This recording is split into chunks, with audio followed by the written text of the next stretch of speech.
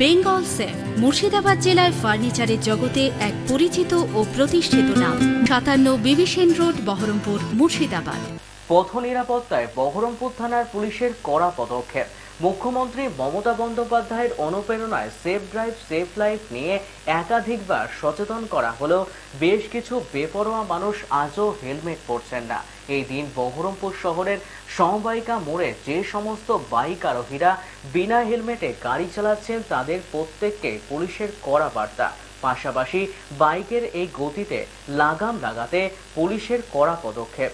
শহরের একাধিক জায়গায় আজ পথ নিরাপত্তায় অভিযান শুরু করেছে বহরমপুর থানার পুলিশ।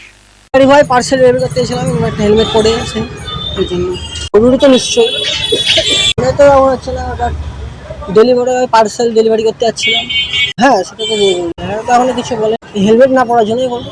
হ্যাঁ হেলমেটও রেডি পরে আছে, আজকে সব নিয়ে আসলেই হবে। ওরা ভাই কাছ থেকে ডাইরেক্ট বেরিয়েছে তো ওটাই।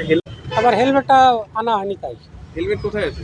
হেলমেটটা আবার ভেঙে গেছে আর একটা চুরি হয়ে গেছে, যেটা পুরাতন ছিল সেটা পড়তে গেলাম, তা আপনার এই ক্লিপ খুলে গেল, তো ওটা নিয়ে এলাম না।